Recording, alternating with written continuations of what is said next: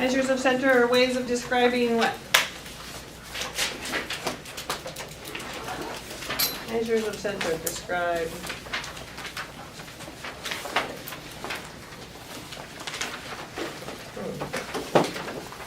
Like if I found the mean age in this room was 22.6. It's like an average, but what is an average telling us? We add them all up and divide, but in general, if we say the average age or the mean age is 20, whatever I just said, 22.6. Most common, typical, it kind of describes in general what's happening with ages. That's what we call it measures of center. It's kind of like what's in the middle. It's not really the middle, that would be the median. But what's typical or common is a good way to think of it. Which is why we have all these different ways. Like maybe it's the median, maybe it's the mean, maybe it's the mode. But everything we did in that section was describing what's typical. What we're talking about in 3.2, measures of variation, make sure you recognize that word variation. It will get thrown in here and there throughout the semester. Variation is measuring how things differ from each other, how far apart they are, how much they vary. Vary means how much they change from each other. I'm on top of page 28. Top of page 28, 3.2, measures of variation. So for example, I think I talked about the kindergarten classroom last time, and there's all these 5 and 6-year-olds. Pretend we're not including the teacher now, just a bunch of 5 and 6-year-olds. The average age in there, the mean age is probably 5, maybe 5.5, depending on, I don't know how many people are 5 or 6. But how far away from that are most of the students in there? Let's say the mean was 5.5. A good portion.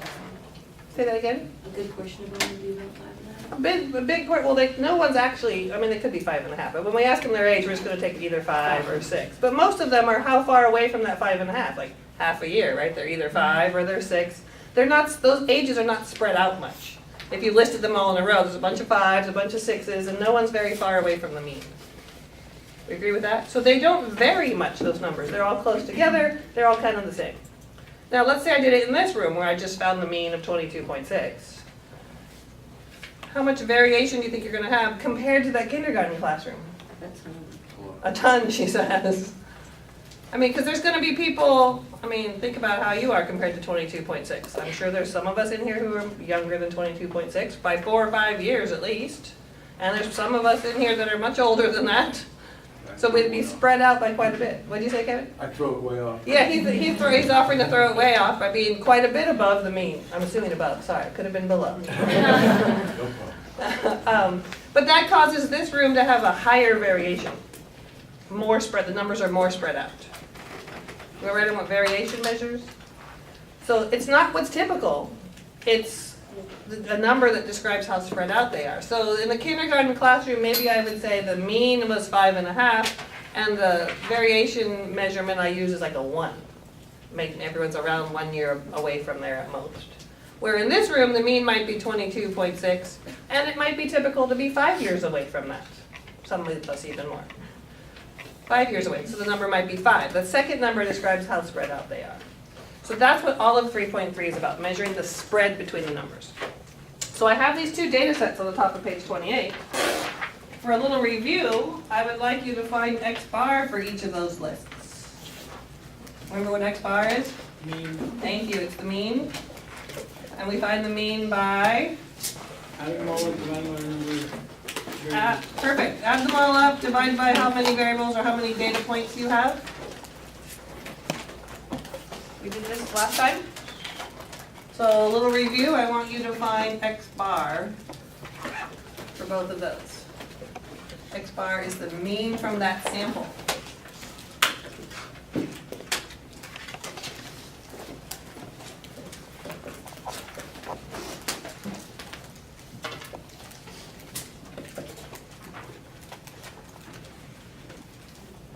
Make sure you add first and then divide.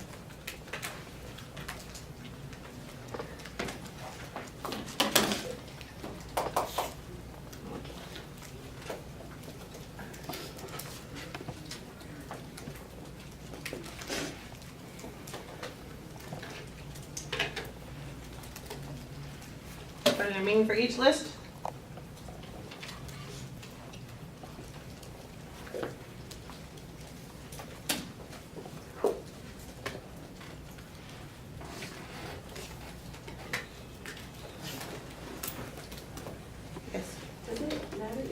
-2? Yes, that's a -2. So how does that affect the answer if there's a negative? Well, it doesn't really affect the answer, I mean, it affects the answer because it is negative. When you type it in, you should hit the negative Right, button on the -2. calculator. Mm-hmm. Because, for example, if you're talking about being, 2 versus -2, one's further away from, say, 1 than the other one, right? Right. So it has to be a negative. The negatives are possible, like if they were, for example, how much money you have. Maybe you owe me $2, so yours would be -2. Mm. Or somebody else might actually have $2, they'd have a +2. So, but it won't affect like the sign on the outcome? Like it won't be negative? It could, if we had a lot of negative numbers, then the mean would probably be negative. If more people owed money than had money, then the mean might be negative. This one will just bring it down a little bit, but it won't make the whole answer negative. Good question, though. Did everyone find the two means? Were they the same? Okay, good. They should have been the same. 8, right?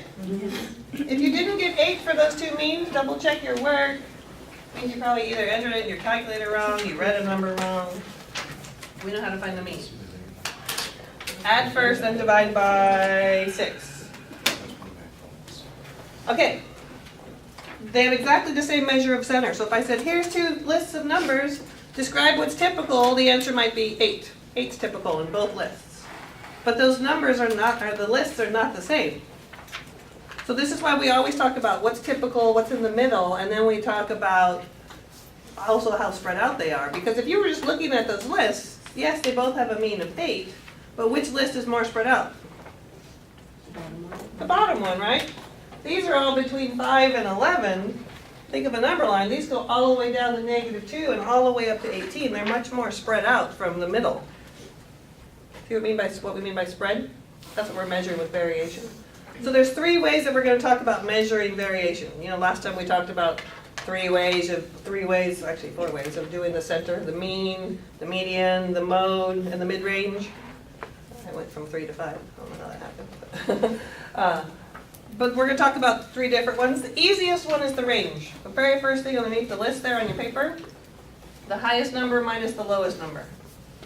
So in this case, the range is 11 minus 5. The range is 6. They're spread out over 6. Like if you wrote a number line counting from the lowest to the highest, it's a distance of 6. Be careful. What's the range for the second list? 20. Some of you are getting 16. Make sure you actually subtract 18 minus -2. See if I can squeeze it in here. Minus a -2? Yeah? You change the sign. Changes the sign, right? I'm going to put it in another color here. When you're subtracting a negative, that turns it into a plus. So actually your range is 20. You type it into your calculator, minus a -2, you can handle it as well. So this range is higher than this range. Right, because 20 is higher than the 6, which tells me that the second list has more variation than the first list. The bigger the number, the more spread out they are. We could kind of tell by looking at them, but sometimes the list is so messy that you can't really tell. Everyone agree that you can see the bigger number means they're more spread out? Okay, so that's one way of measuring the variation. The next one is something called standard deviation. I reminded you of the round-off rule there that keeps showing up throughout the semester. Same one we talked about last time. The standard deviation is a little bit tricky to calculate. We're going to calculate it by hand so we understand what the formula means. And then I'm going to show you how to love your calculators. Couple things about standard deviation.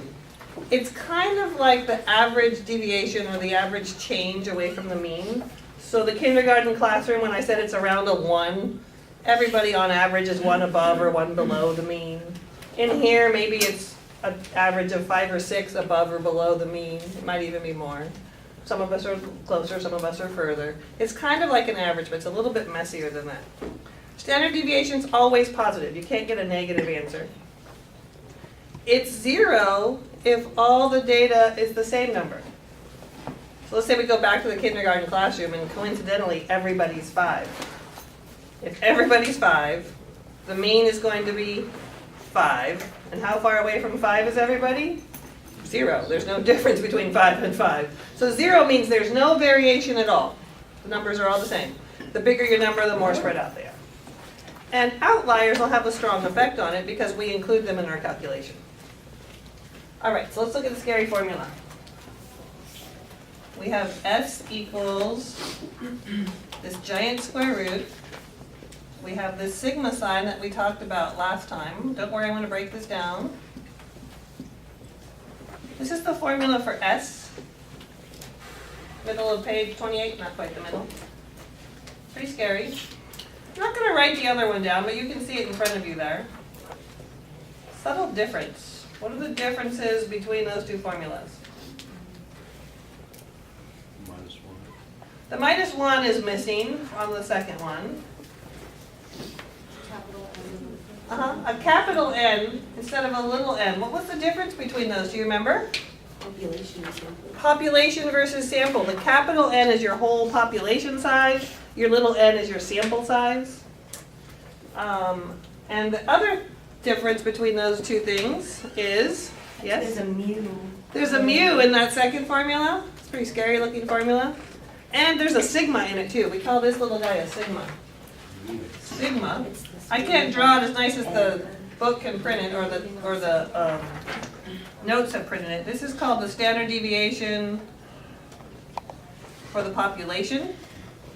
It's a Greek letter. I think it kind of looks like a sideways 6. That's why I try to draw it that way. It's the one next to the formula there. I can't draw it as nice as they do. By the way, most of our Greek letters, if you're trying to type them, we're going to do our projects in 2 weeks. We'll start working on them. They're under the symbol font. All the Greek letters, you just change it to symbol, it will change them to the right ones. But we'll talk about that later. So this is the standard deviation for the sample. And this is the standard deviation for the population. Which is why they're using the mu in that second formula, because mu was the mean from your population, remember? Let's just organize those little thoughts for a minute. We had x bar and we had mu. And now we have S and we have sigma. This is what we did last week, is what we're doing right now. Yep, and two. Say that again? Yep, and two.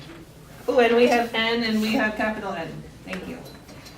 I think those are all the similar yet different things we've seen so far. Someone help me out with any of those. X bar is the mean. Oh, I need more information than that. Sample mean, right? That's the sample mean?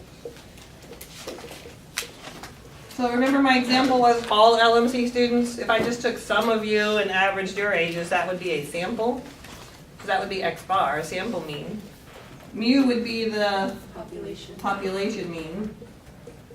So if I could do all LMC students, we just talked about S. Standard deviation. Standard deviation for the sample. So I'm going to write sample standard deviation. I'm just going to leave this over here in this corner for now so that we have it for reference as we go through here. And sigma is the population standard deviation. You have to use a lot of abbreviations to squeeze it I in thought here. sigma was the E. Excuse me? I thought the sigma was like the weird E. Ah, good point. He said, I thought sigma was that weird E. This guy right here? Sideways W. This one? He's right. This is a capital sigma. This weird one right here that I can't draw very well is a lowercase sigma. So you're right, they're both sigma. One's uppercase and one's lowercase. Good memory. We're not going to use that necessarily in my list because it doesn't represent a variable. It just represents telling you to add things. Where sigma represents something. The smaller, lowercase sigma represents the standard deviation. Now what's the difference between little n and big N? Sample population. Sample and population, what? The number size. The number or the size? Sample size, population size. So what's going to happen all semester long is I'm going to interchange these expressions and these variables, and you need to know which one is which, because sometimes one makes sense, sometimes the other, and you need to know that the mean is not always x bar. It might be x bar, it might be mu, depending on what you're doing, and same with the standard deviation. Now the reason I didn't copy down the second formula here is number one, this calculation is tedious as all get out. And so just to do it with a small sample is enough work that the population standard deviation is something we will never calculate using a formula. That's why I'm not even gonna write it down. It's there for you to look at. We can see the similarities. So what we're going to do is take these lists of data here and find their standard deviation. Find out, on average, how far away each number is away from the mean. It's roughly what we're doing. So the formula looks scary, I'll give you that. But let's break it down so we're not so scared. What does this giant thing tell us to do? Divide, Square root. or No, this square is- root. Square root. That's the very last thing we're gonna do. At the very end, we think we're done, we're gonna take a square root of something. So we'll ignore that for now. What is happening inside these parentheses? It's gonna be the, What's that mean? You're gonna subtract something from the sample mean. Subtract one of the something. values minus the sample mean. Take one of the values minus the sample mean, he says. So for example, I would do 5 minus 8. That's one of my x values. Sorry, say that again? Can you just pick like one and just be done, or else Ah. you do it over and over again for each value? Good, so his question was, can we just do one of them and be done? Or do we have to do it over and over again? See this sign right out here? Addition. That tells me to add them all up. So guess what I have to do?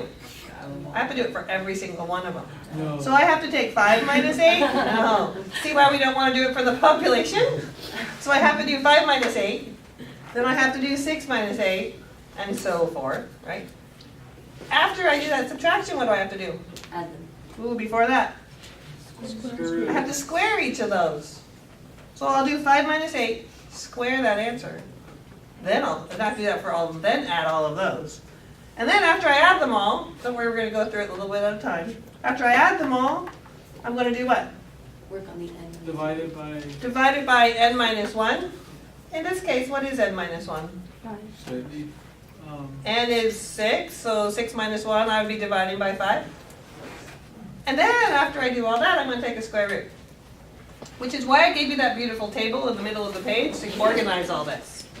So here's what I want you to do. List all the x's here vertically. The actual numbers from this list. 5, 6, 6, 10, 10, and 11.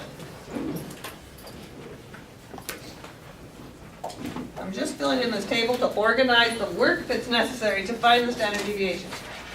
Here's the really good news. I'm showing you how to do the standard deviation by hand. It won't kill us, only looks like it will. On an exam, in about 5 minutes, we'll show you how to do it with the calculator. It'll take 15 seconds at most. You can always use the calculator on the exam. I think it's really important for you to understand what a formula does and what your calculator is doing for you as opposed to just jumping straight to the calculator. So we're going to go through it once and I swear it won't kill us. So here I want to list x bar. Well, what is x bar for this list? 8. So I'm just going to put 8 on every single one of these. X bar is 8 no matter where we are. Those are all my x bars. We already found that. Right? Now I'm just kind of following along with that formula. Now I have to take each x minus x bar. That's what's in here inside the parentheses. So for each one of these x's, I'm going to subtract x bar. So 5 minus 8, negative 3. negative 3. 2, negative 2, 6 minus 8, negative 2. This one's the same. 2, 2, 3.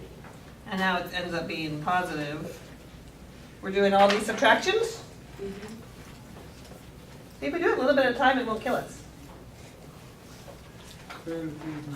Then I have to square each of those, which means multiply it by itself.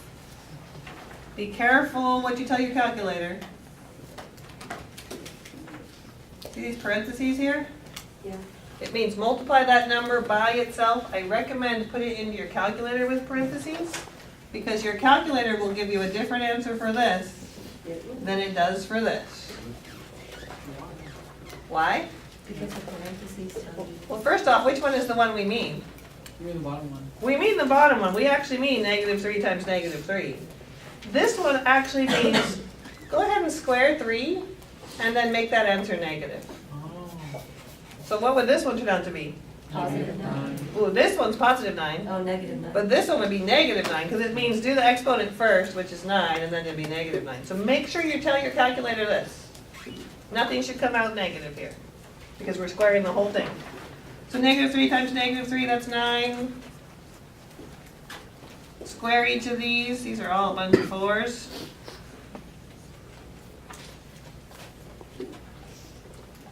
We're breaking down this formula. So far I've taken each x minus the x bar and squared them.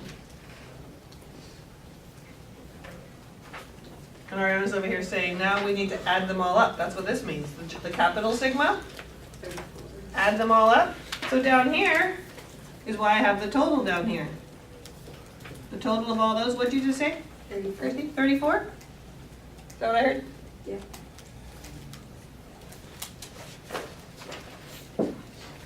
We agree with that? Okay, so we did all these, we added them all up. Now, what do I do next? Divide by 5. N minus 1 is 5. I need to take that 34 and divide it by 6 minus 1. So that's 34 divided by 5. Yes, 6.8. And we get 6.8. Okay, pause for a moment. Any questions on what I'm doing? Yes. So would that be S equals 6.8 then? There's one more step to go. Oh. One more step to go. Just square root it. We have to square root it. Is everyone okay what we've done so far? And then the last piece that Kirsty forgot, because it's such a long formula, as we started like yesterday, it feels like. The last thing is to take the square root of all of that we just did. So now it's going to be S equals the square root of 6.8, which is, 2.6. well, give me a couple more digits and then we'll round it together. 2.607. Something like that? Okay, it probably keeps going, but I just wanted a few digits. But remember the round off rule is to round one more place in your original data. So if my original data is whole numbers, where am I going to round? That's the one that's with To the one decimal place over, which is the tenths. So my answer would be 2.6. 2.6. All of that work to find the standard deviation. So if I put it up here, 2.6.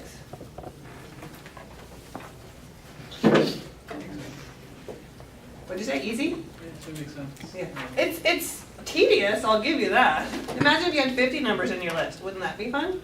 Oh, geez. Which is why we don't want to do it for the whole population. Yes, So sir? the 6 minus 1, that came from the range, or? That came from this part of the formula. The n is your sample size, so how many numbers are in your list? We have 6 in our list. Okay. It did not come from the range, it's a coincidence. Oh, okay. So it's just count how many numbers are here. Oh, okay. So if I did this room right now, there's roughly 40 of you in here, my n would have been 40, and I would do 40 minus 1, regardless of the range.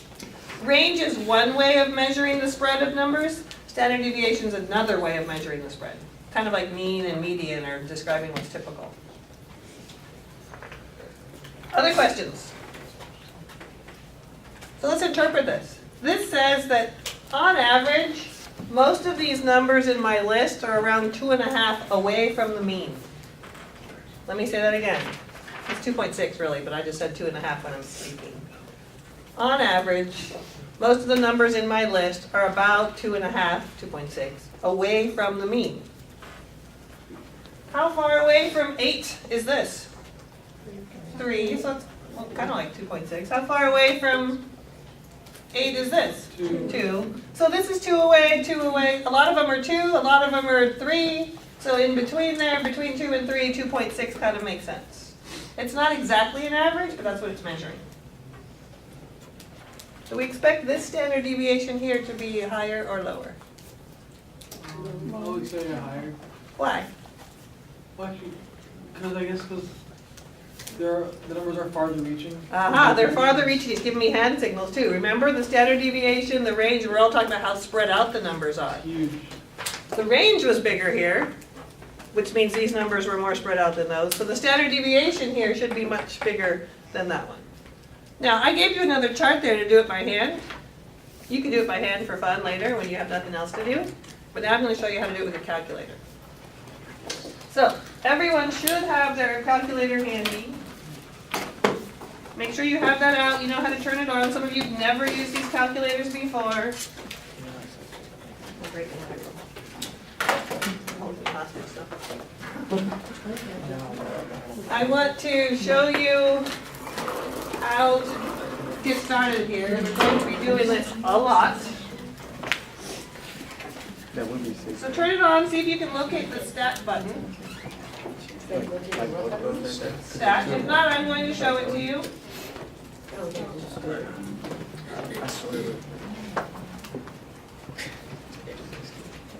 Yes, ma'am. Yeah, do you have an ID? Yeah. That's before that. ID stat plot. No, just stat. There's a button that says stat. It's roughly You get It's on the second row. second row down in the middle. I'm going to show you where it is in a second. Oh, I see it. See it now? Can you see that thing? I'm kind of We're close. going to find out. Are you would too? Some of you have 83, some So of you like for have the first 84s. one, negative 3. Here's the stat button I was talking about. Want to find the stat button? If we got the calculator or not? Okay, on and stat. When I click on stat, it gives me something that looks like this. Are we all here? Yep. By the way, when I'm showing you calculator functions like this, make sure you stop and ask me along the way, because you need to go do this on your own. We want to edit the list of numbers, so the default already is edit up here. So I just need to come down here and hit enter. To edit? And after, it should already be on edit, then I hit enter at the very bottom. If you have one of my MATLAB calculators, you may already have numbers in here. Anybody already have numbers in their list? Yeah. Okay, if you have numbers in your list already, let me just put some there for a second.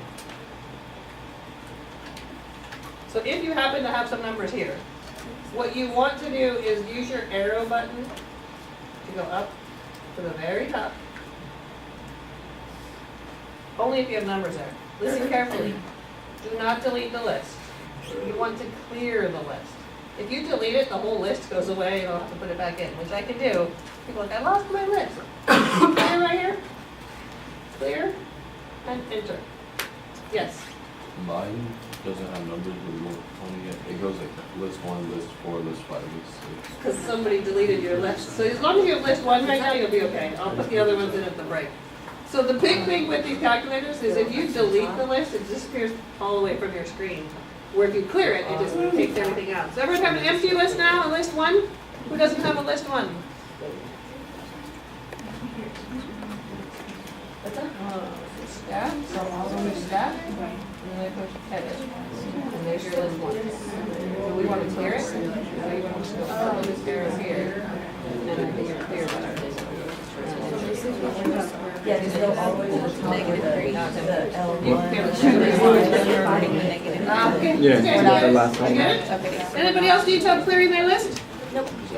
If you have it clear, type in our numbers from our latest up list. Okay, let's use this up arrow. 1 or 2? I suggested one. The problem, well, yeah, the problem we just did, the 5, 6, 6, that one. It is not.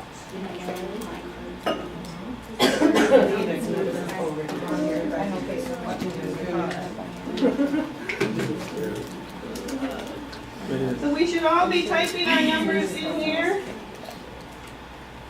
Do you put A for list 2? No, we don't put anything for list 2. Do we have all those numbers typed in? By the way, these directions of what I'm talking about are at the bottom of the page that we got down. At the very bottom of page 28. Enter the data in L1 by pressing stat, edit, and enter. That's what we're doing right now. Directions at the bottom of the page. Everyone okay with how to get that far? Now we want our calculator to do all the rest of the work. We love our calculator. Please do the work for us. So what we're going to do now is go back into the same stat button we started with. Same stat button here. And now we want it to actually do some calculating for us. So we're going to move over to where it says calc. And it's over here, one column over, so I'm going to use my arrow buttons to move over to calc. Someone got there? Just hit the side arrow. Side arrow till you see, it'll say calc, and you should see this 1 bar stats. Help each other out, please, or ask me for help. Oh, thank you. We all there? Yep. Okay, one var stats is exactly what we want. We want one variable, and we want the stats for this. That's what we're asking for. So I'm gonna hit enter, because I want one var stats. And depending on your calculator, you may or may not have this screen. Some of you may have something that just looks like one var stats just typed. Yes, that's what I have. Okay, so, Well, I have a number one and then, oh, the one, not the, and not then a the, hyphen or whatever. or- right, looks like this. Yeah. So some of you don't have that, that's okay. So for those of you who have this, everyone either should have just this on the screen or a screen like mine. Is that true? Yeah. After this, you're gonna wanna tell it which list you want, and I'm gonna show you all how to find the list. We want list 1. I'm gonna show you how to find that. The rest of us up here are gonna tell our calculator we want list 1. I'm gonna show you how to find the list, because it's not totally obvious. It already says list 1. See above all the numbers, there's all these blue buttons? Yours might be yellow, depending on your calculator. This says L1, L2, above the number buttons. You see those? Oh, yeah, yeah. Well, we want list 1, which is So right above the seconds. number 1. Because it's blue, I'm gonna hit blue and then enter. These numbers. Yes, sir? Mine keeps saying L2 instead of L1. So tell it you want L1, the way I just showed you. One, 'cause that's- So L1 is above this one here, and it's in blue, so we're gonna do second, and that number 1 should get you that L1 there. And then you hit enter or? One moment, you will. If you have this calculator, you can just hit enter. Okay. Everybody find the L1? Yeah. Leave the frequency list blank for now. Leave frequency list blank if you have this calculator, just ignore it.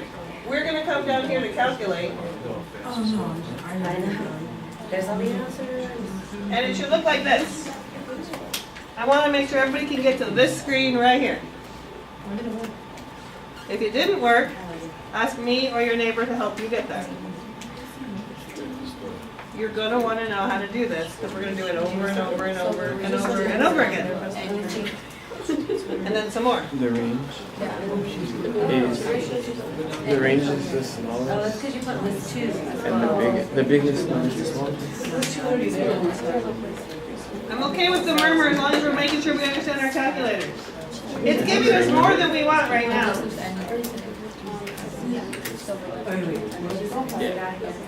Is everyone on this screen? I want to interpret what we're looking at. It's like right here. You don't want anything in frequency, right? Right.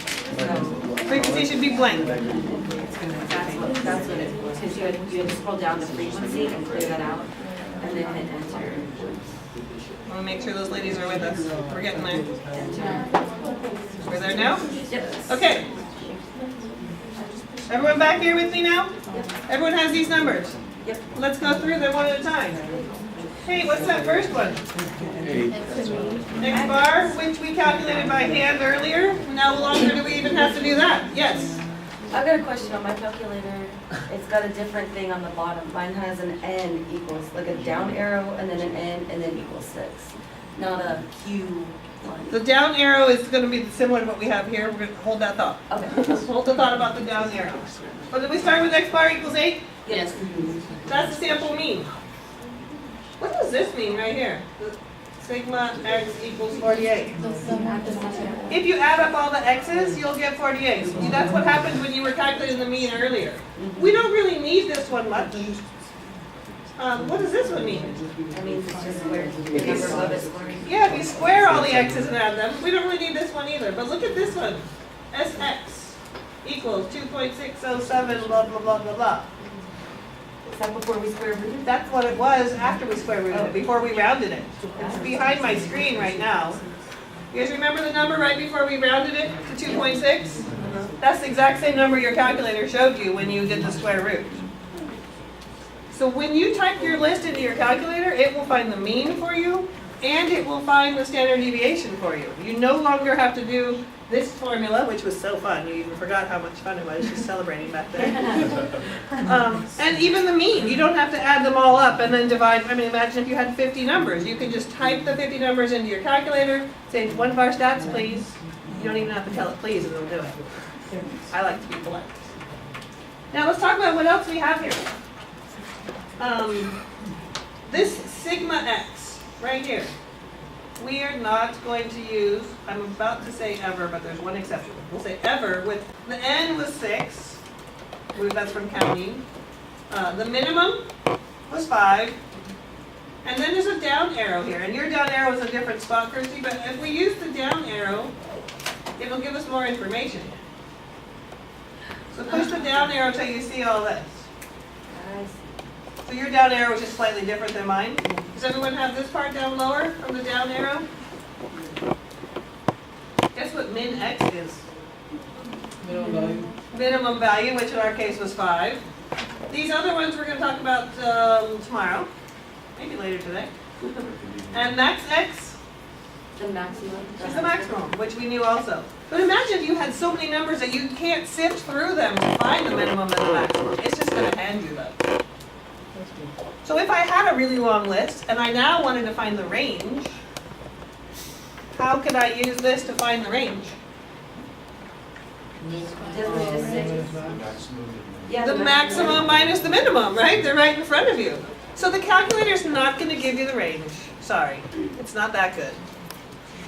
But it gives you everything you need. You just have to do one subtraction problem and you can do the range. So no matter how many numbers are in there, what order you put them in, they don't even have to be in an order. You can just take the max minus the min to get the range. Are we good? Yep. Okay, so now, we all think we handled that? Now that we've done that, I want you to find the standard deviation for this list now. Go ahead and go back into list 1 and type over the old ones. And put the new numbers in there. I did it See? on this page. I'm sorry? Yeah. Just go back into stat and edit. Then you go to edit. Stat, edit, and put the new list in there. We're not gonna do that one by hand because we're lazy. Some of us are. Yeah, yeah, and then you just type in the second set of numbers. Alright, what do we get? The SS. Okay, let's a little bit more focus before we take a break. Thank you for shushing for me. I don't like to shush people, but that's what we need right now. Pretend I'm shushing you. What number did we get for the standard deviation? 6.9. 6.9 we round? Can we agree to that? Yes, 6.9, yeah. Okay, right now, those of you who are shy and don't want to speak up, if you don't have 6.9 on your calculator, at the break you're going to ask me where that came from, and I'll show you on your calculator. But what we did is we typed this into list 1 and did 1 bar stats again, just like we did before. It should have also told you that the mean was still 8. It's almost the same number, so it was kind of tricky. Notice this standard deviation is higher than this standard deviation. Yes, Hannah. I'm confused where you got that number. Okay, we're going to type all these into list 1. I did that, Do 1 bar stats. Did you have the negative? yeah. Okay, I'm gonna check it when we take a break here in less than a minute and see what happened.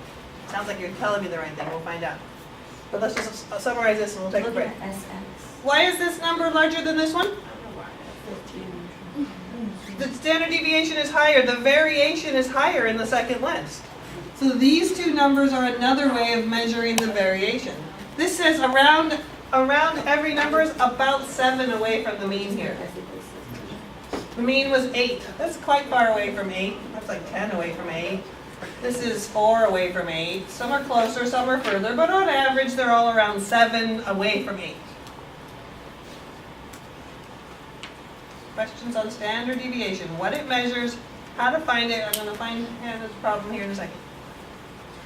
Yes? So these numbers show us how far the numbers are from the average number. From the mean, yes. So what's typical away from the mean? So you know how the mean is what's typical of the group. Like if I talked about the age in this room, 22.6 is the typical age, we're saying. Right. The standard deviation is what's typical to be the distance away from that. So if the standard deviation in here was 5, I'd say it's typical to be 5 above or below that 22.6 number. So does that help? Yeah. Okay. Other questions? Okay, let's take a 10-minute break. We'll come back, we'll do another measure of variation, and then we'll go from there. And we're going to figure out what happened to yours. Okay, let's flip over to the top of page 29. Top of page 29, please.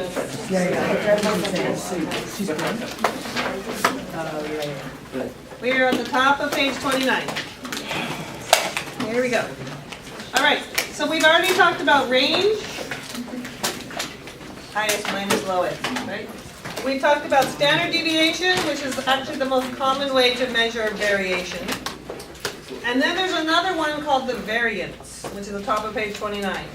The variance is simply, I'm going to add it right next to this list here, but you have it on your next page. It's S squared. It literally is squaring the value for S. It's the number you had before you took the square root using the formula. Now listen carefully. I'm not going to square these numbers. Maybe I will, and then I'll tell you why I'm not. So we just did this problem, the 6.9 is the one we did just before the break. Down here, can somebody type in 6.9 squared into their calculator, please?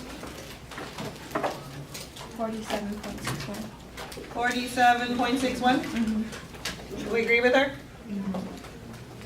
Please go back into your one-bar stats and tell me what the S was before you rounded. What was S for this one before we rounded it off? I just trusted you guys and I wrote it on my calculator. 6.928, give me some more. 20323. 323? Yep. Quick, is that right? Uh-huh.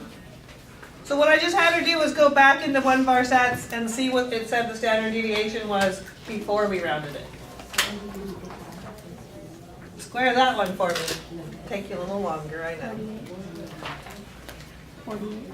Exactly 48? Yeah. Oh, did you? She says when she squares out when she gets 48. I want to make sure someone else agrees with her. Yeah? I see some nods. So if I was doing this problem on my stat lab, FYI, it's on your homework. It'll say find the standard deviation, find the variance. This is the symbol for variance.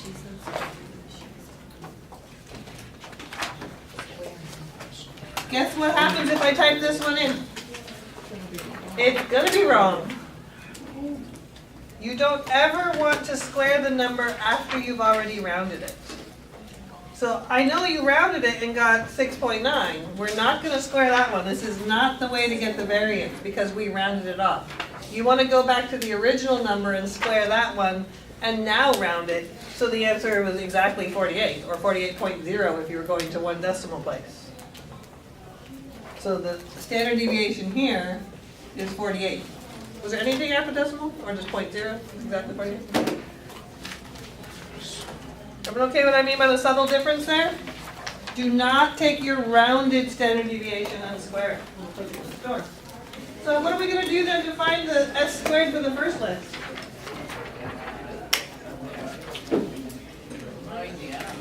We're gonna have to re-put in these values. Yeah, we're going to put those numbers back in our calculator to see what it was before we rounded again. Unless somebody wrote it down. I think I only wrote down part of it. So we're going to need to put those ones back in to find out what the standard deviation was before we rounded it. Some of us are going to be quicker than others, so we're going to go back to stat, and edit, type in that list, and then do one-bar stats again. You want to get to the point where you can go through those steps pretty regularly because we're going to do it a lot. 2.607680962. Too fast. Wait. Slow down. 680 680 962.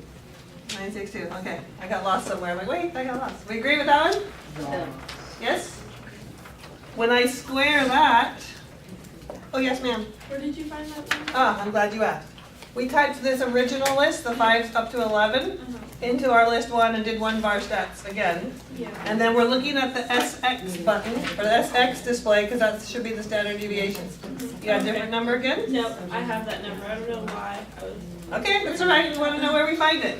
We're getting the SX off our calculator. It's hard because I don't know what you're looking at, right? And then when I square that, it turns out to be 6.8. 6.8, even. Yep.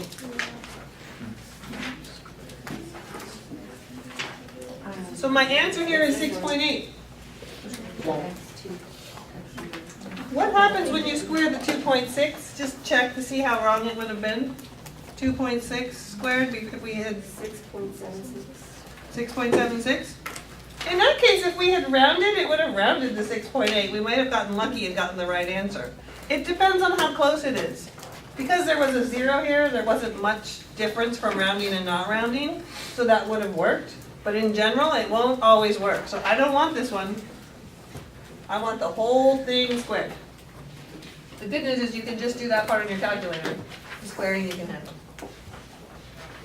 So there are 3 ways of measuring variation.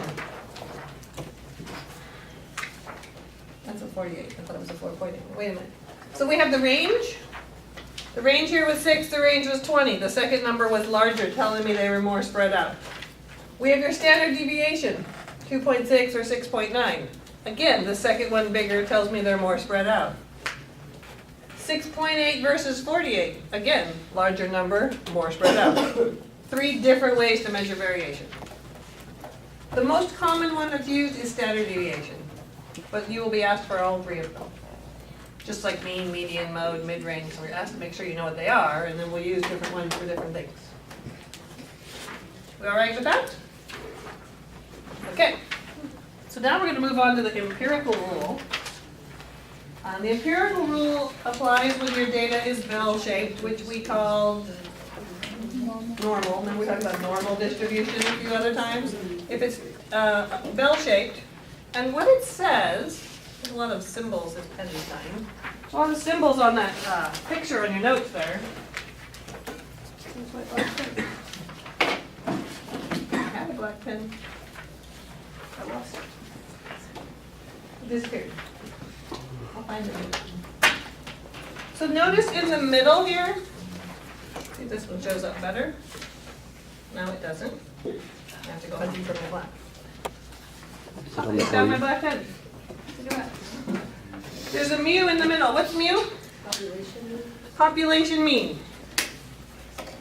If your data is bell-shaped, that's a very steep bell, but if it's bell-shaped, the population mean is what you would expect to be right in the middle. That's why the mu is in the middle. You expect more people to have that number than anything else. And then these little sigmas down here represent what? Population.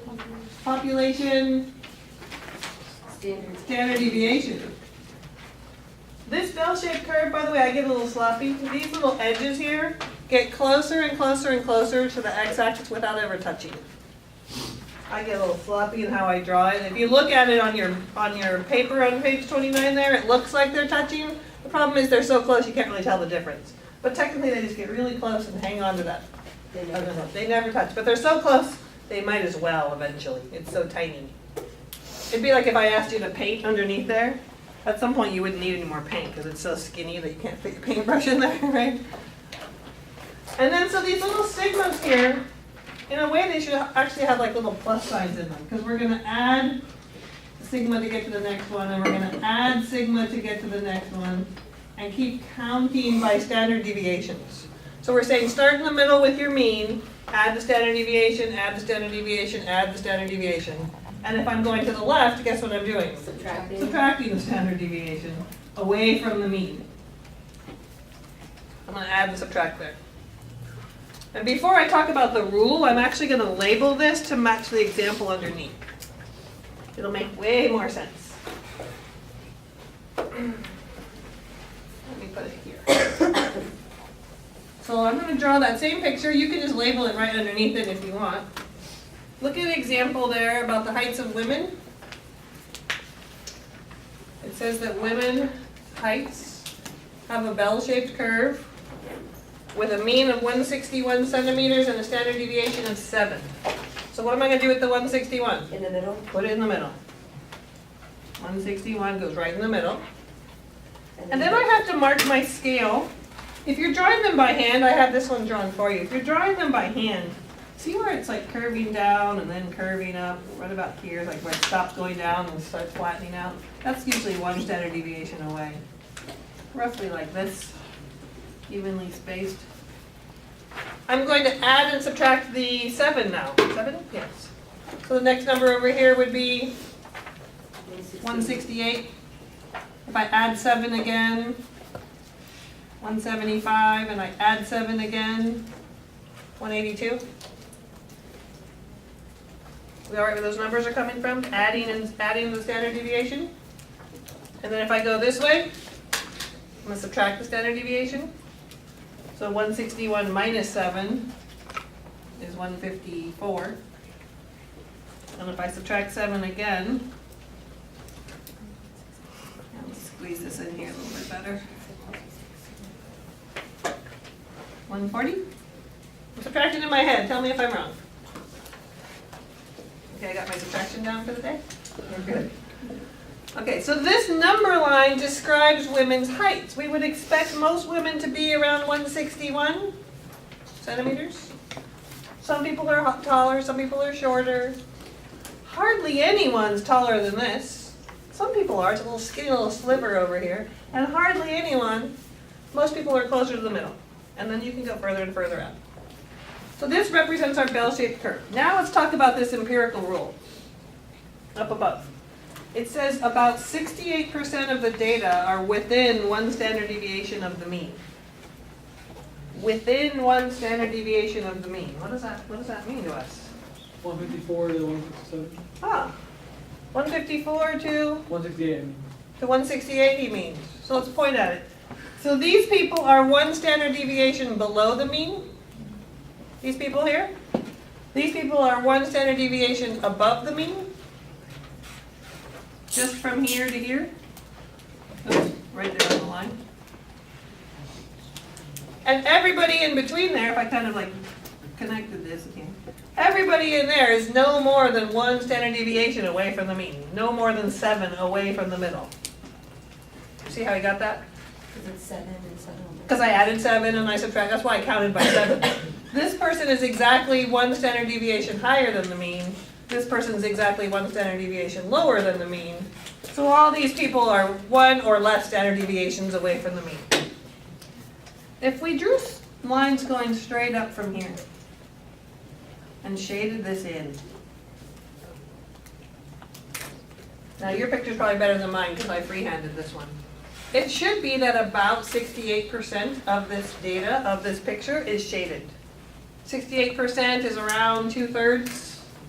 Roughly. 2/3 of it is shaded in now. Do we agree with that? Mm-hmm. Your picture's probably better than mine.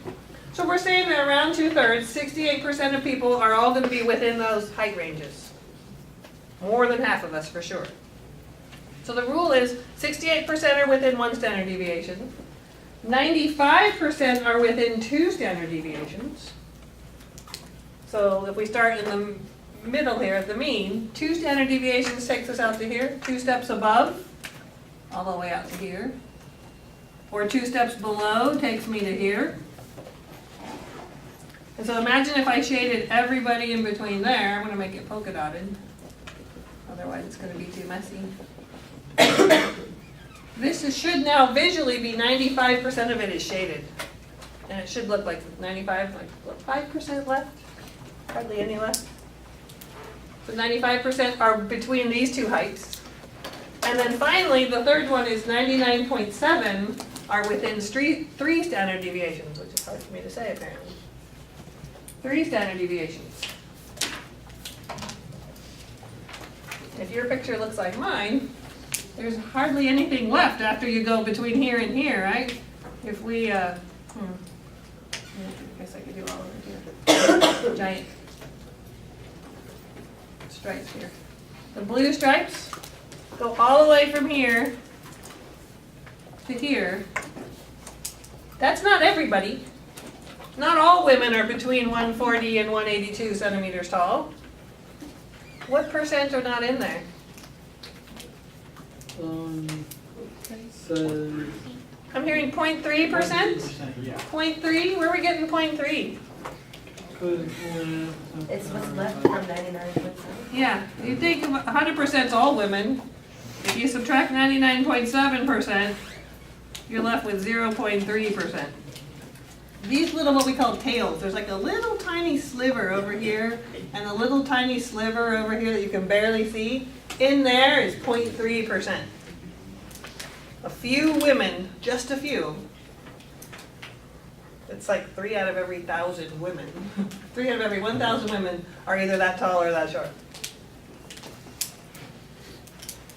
So that's the empirical rule. Some people call it the 68, 95, 99.7 rule. Because it's always those numbers. 68% are here, 95, 99.7. Okay with the rule, what it tells us? Now we should be able to quickly answer questions A and B there then. Kind of. Question C might be tricky. Yeah, that's not. What percent of women are between 147 and 175? I heard some people over here say 95%. Yeah, that's right. And she's agreeing with them. Where'd we get that? I didn't do any work. Because it's two values, two standard deviations from the mean. 147 to 175. Remember, this is mu right here in the middle. So she says that's 2 standard deviations below. That's 2 standard deviations above. So all those people are within 2 standard deviations. They're not more than 2 standard deviations away. And that's what the rule tells us. That's 95% are within 2 standard deviations. Okay with that one? There's no work to do besides recognizing it was 2 steps away. Alex, are you good? Yeah, I'm good. Okay. You get the look on your face like, what is she talking about? It's all right, processing is good. I just want to make sure you don't have questions. Okay, how about B? 99.7% of women are between what 2 heights? 140 and 182. 140, she says, and 182. Where'd she get those? They're 3 standard. She knows where she got them. Somebody else help her out. How'd she get that? That's 3 standard deviations. Thank you. That's 3 standard deviations away. 1, 2. This is 3 standard deviations away. And 1, 2. This is 3 standard deviations away. And that's the 99.7 part of the rule. That's not too bad. Question C is kind of tricky though. I got it. You got it already? Yeah. Nice. Let's do question C. What percent are between 154 and 182? I'm going to erase all of my shading here, which is messy. You have the answer already? Let's write it down and we'll check to see if you're right. Go ahead, tell me the answer. 83.85. He thinks it's 83.85%. I have no idea how he got it, so I'm going to put a question mark. We're going to check that in a minute. I don't know the answer either. I'll figure it out. We'll figure it out together. If he did get it, he's just showing off. Somebody has to. Doesn't pay enough. I'm just erasing all my shading here so we can talk about this one. If you need to redraw the picture, you can do that too. Okay, so between which 2 numbers? 154 and 182. 154 and 182. So from here all the way out to here.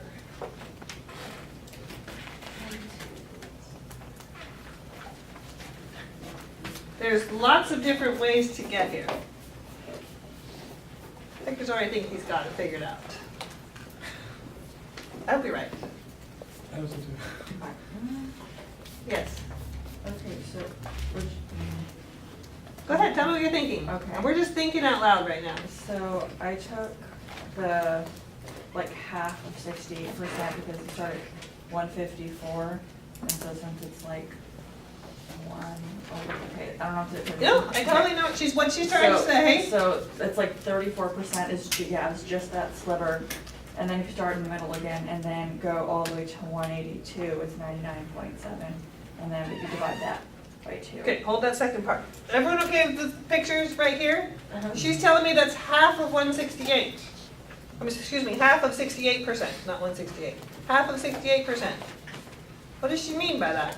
Why? She's right. Is that what you did too? Yeah. Why is that green shaded area half of 68? Yeah. Because it's half of that first deviation. Right, because this is one standard deviation away.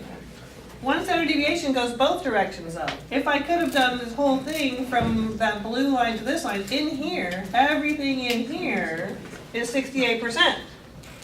We agree with that? From here to here is 68? We agree have exactly half of it? You see that? Yeah. So this little green piece here is 34%.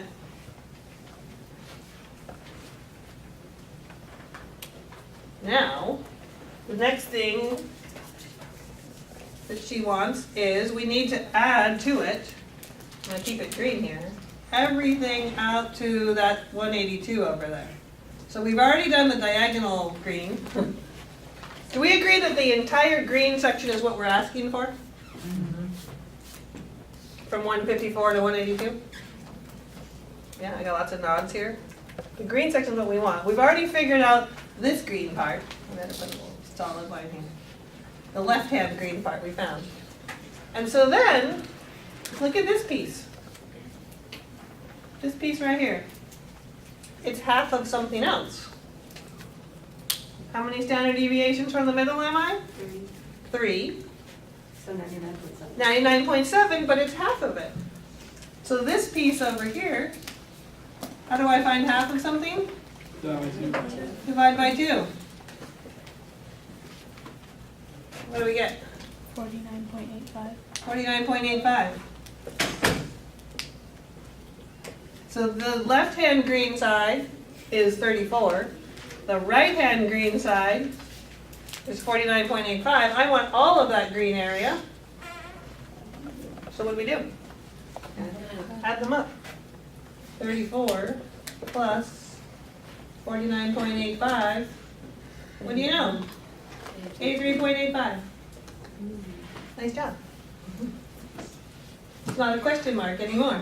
Sounds like a puzzle. Let's break it up wherever you need to. That was a little bit harder. Remember, you always have the 68, 95, 99.7, and you just figure out, do I have the whole thing? Do I have half of it? And usually if you treat the left hand and the right hand side separately, it's a little bit easier. That's why we broke it up that way. That won't kill us. Questions? We were feeling good to the last one. The last one's a little weird. Okay, we're going to do some more with the same picture, actually, on page 30. Starting section 3.3. It's actually using this same picture. So you might want to, somewhere on the top of page 30, is recreate this same drawing with the same numbers on the bottom, because my example here is still mentioning everything that we just talked about there. The heights of women. So somewhere in there, see if you can recreate that drawing. Roughly a normal curve, 161 in the middle, standard deviation of 7. So we're going to put the same numbers here. It just helps to have it on this next page too. Bless you. Thank you.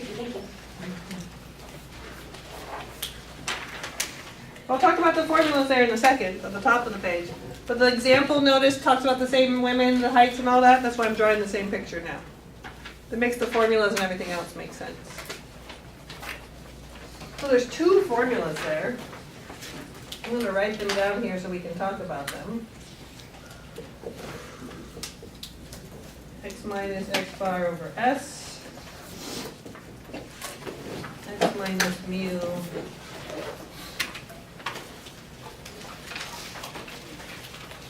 Oops, there's no x bar in this one. So I have the 2 formulas that are given to us, and I just recreated that same drawing to go with the example here. We're talking about women's heights again. Let's talk about these 2 formulas. What is similar about them?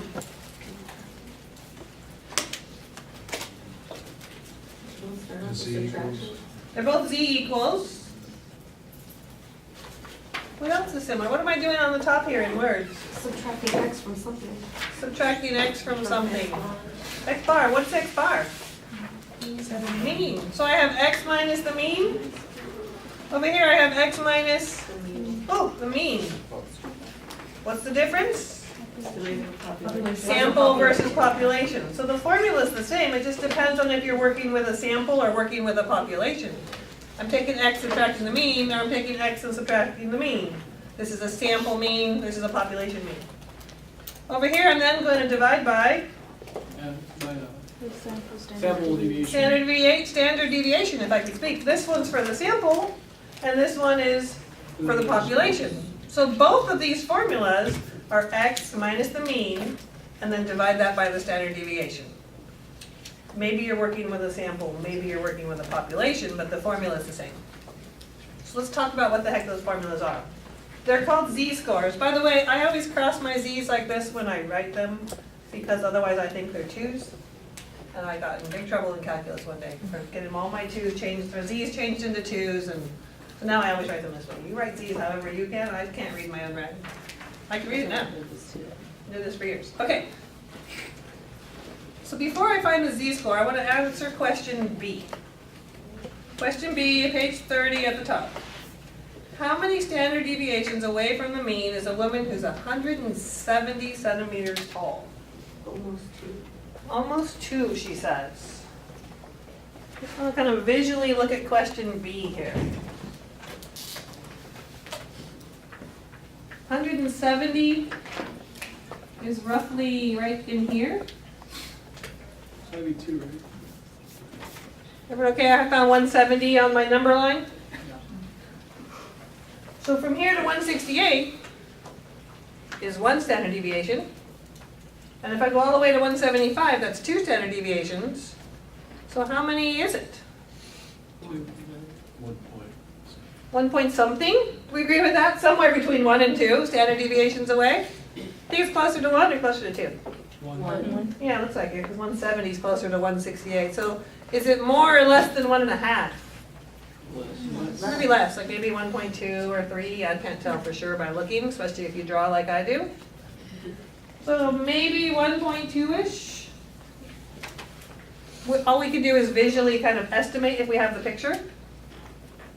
We're okay with where that 1.2 is coming from? That's our answer for a guess. We're going to get the actual answer here in a second.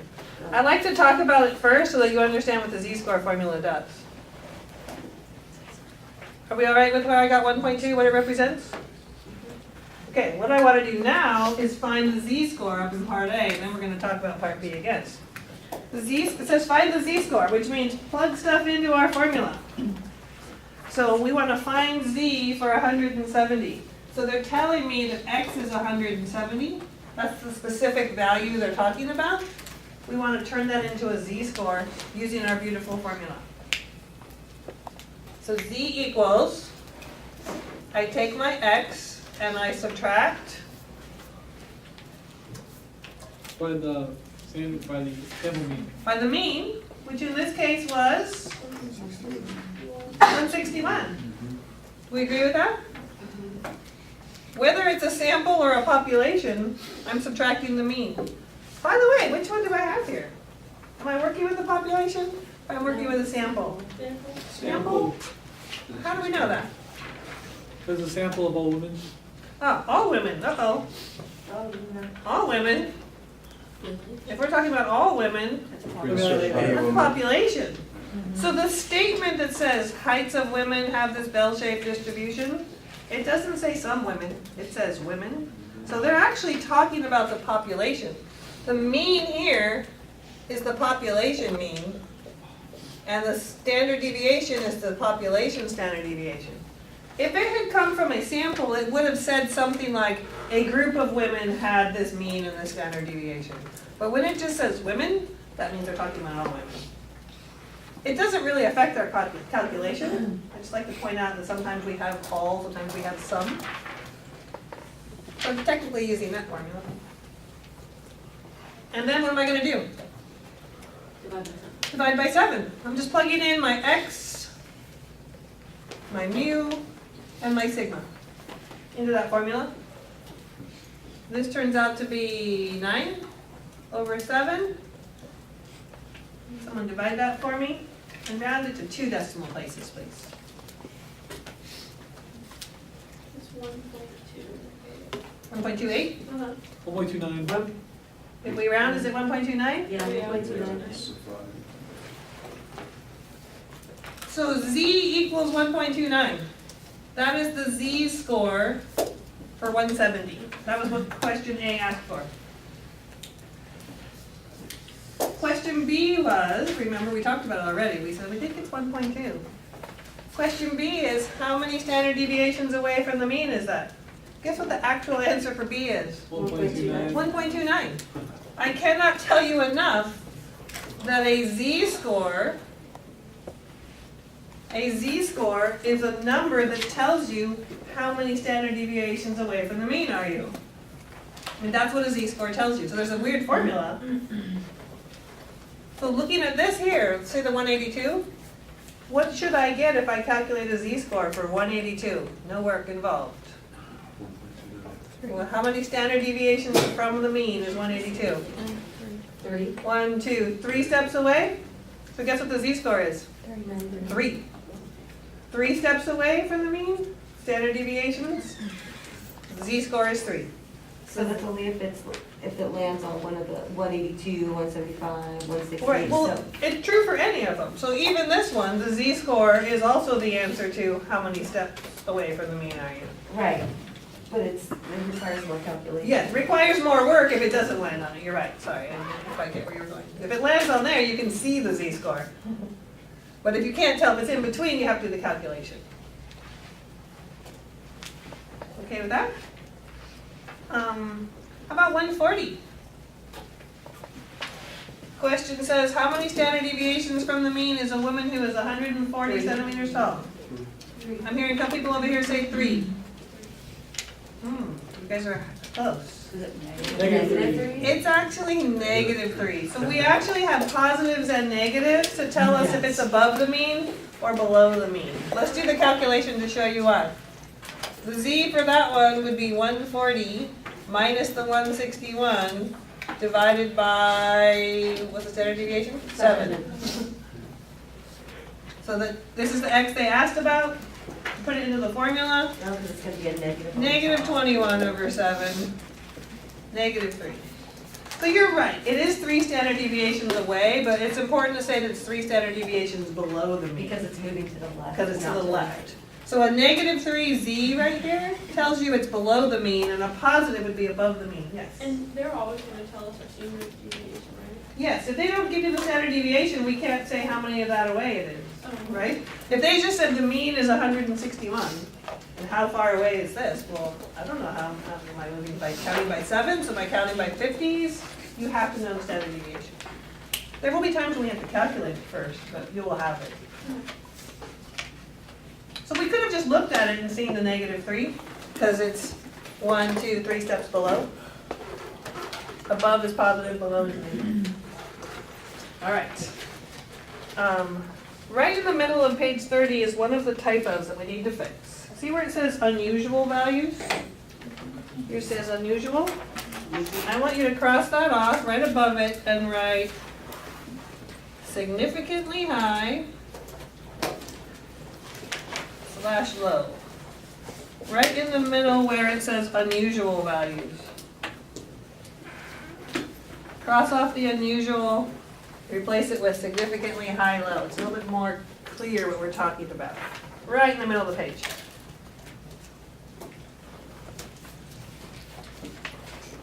Significantly is hard to spell. Did I have it wrong? Significant, I think it's right. So it says here that values that are more than 2 standard deviations from the mean. Unusual ones have less than -2, higher have +2. Let's talk about what that means here. 175 is 2 steps above the mean. Any height larger than that is a significantly high height for a woman. It's higher than what you would expect. Our old book used to call it unusual, which is why you're going to see unusual crossed off throughout the notes. But this is, anything above that is significantly high, and anything below 147 would be significantly low. Everyone okay with that? Think of it as extreme values. What's an extreme height? Significantly high, significantly low. So are either of these heights that we talked about here, the 170 or the 140, are either of those significantly high or significantly low? 140 is significantly low. We agree with her? 140 is significantly low because It's more than 2. it's more than 2 standard deviations below the mean.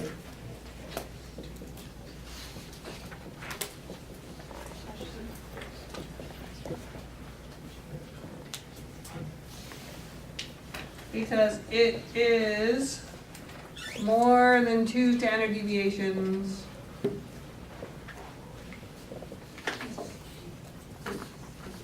below the mean. What's a shorter way to say that? In terms of z-scores. What's the z-score?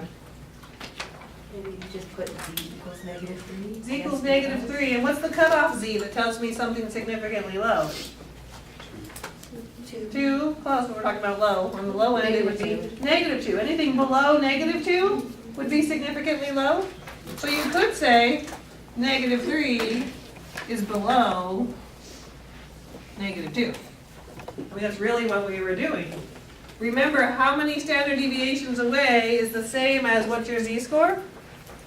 That's what that's saying there. Higher than +2 or lower than -2, more than 2 steps away is significantly low. Let me get a visual going here. On my number line, anything past here, this way, is significantly low, and 2 steps this way, anything above there is significantly high. So what about the 170? Was it significantly high or significantly low? Neither, right? Because it's not even 2 steps away yet, so it's not more than 2 standard deviations away. So it keeps swinging it up. Questions on that? Okay. So let's look at the next question. More with standard deviations here. Which is a better score? So you have 2 different classes. In one class, you've got a 76 on a quiz, where the mean score was 64. Let's stop right there. If the mean was 64, what's that mean? That means You got it middle of really the- hard. It's like the average, right? And then your 76 is above average. Yeah. Right? So you got above average, 76, where the mean was 64 and the standard deviation was 6.7. You got an above average grade. Or there's another place where you got a score of 12 on a quiz with a mean of 10. Again, you're above average.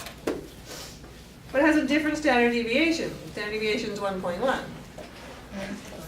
So the question is, which one is better? They're both above average. She thinks it's the first one. You do too? Everyone agrees it's kind of hard to tell which one's better? Because the numbers here are different. If you were to put the mean and standard deviations, you'd have 2 different pictures. They're both above average, but which one's more above average? You can't just say the top one's more because the standard deviation is more. The numbers are spread out more.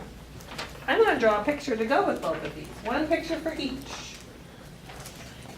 I'll probably draw this picture another 200 times or so this semester. It's an estimate. So let's draw a picture for each scenario, so we visually know what the heck we're being asked.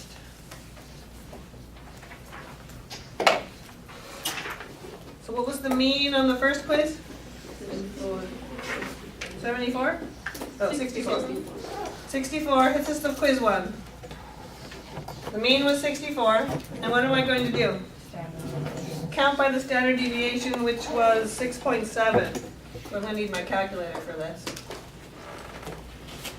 So I'm just marking, by the way, the standard deviations keep going forever. I just marked the first 3. So when I add 6.7, I get 70.7. What's that going to be? 77.4? Yeah. Is that right? Mm-hmm. Trust you knew that in my head. What's the next one? 84.1. 84.1? I could keep filling these in over here, but what number am I interested in? 76. I want to know where 76 is. Right, because 76 is the one that we're asked about. So 76 appears to be roughly right here. There's where that 76 is. not quite 2 standard deviations above the mean? That's one of the questions they're asking about. And let's draw another picture for quiz 2. Quiz 2, same picture. The mean was 10.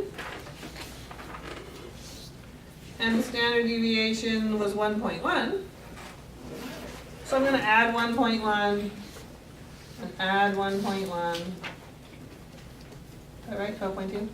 Yeah. And 13.3. Again, I could add the other way, but I'm only interested in what number? 12, right? And 12 looks to be about right there. There's the 12. So based on my beautiful pictures, which one looks like it's higher? The second one. The second one? They look the same. Well, they look the same to me too, especially with my fabulous art skills. One's only 0.2 away from being 2 standard deviation, and one's further away. Okay, so from- some of you are saying this is only 0.2, but this is 1.4, but be careful because this is a bigger space, right? This represents 6.7.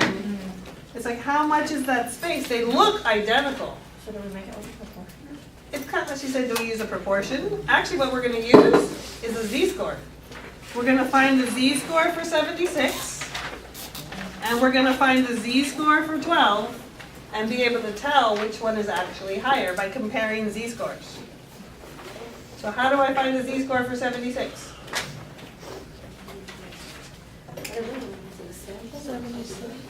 Use the formula for the z formula.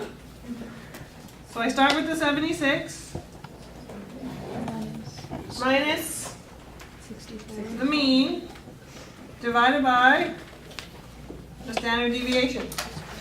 This is the information from the first quiz, right? We were given mu equals 64, sigma equals 6.7. We were given for the first one. So I plug that in there. Subtract first, then divide. Tell me what you get. 0.179. Try again. It's got to be 1 point something. 1.79. 1.79. How'd you get a 0? Double check that for me. Because we can see from the picture that it's 1 and some more. Was that you, Hannah? Yeah, subtract them again. See what happens. I don't know what you did. She's double checking her work. Anybody else have a question on where that came from? Did we round this correctly? Yeah. Yeah? Okay. You got it, yeah? Yeah, I missed my decimal. Yes, that'll happen. So over here, we were given that the mean was 10 and the standard deviation was 1.1. So I'm going to do the same thing over here. 12 minus 10 over 1.1. 1.82. 1.82.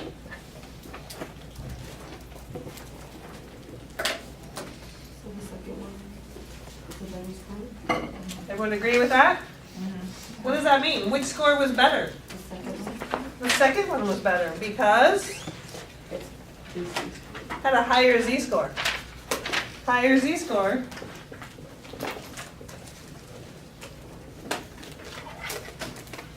This was the better overall score. Now, mind you, they were darn close. This one was 1.79 standard deviations above the mean. This one was 1.82 standard deviations above the mean. It's slightly better, but not much better. Okay with that?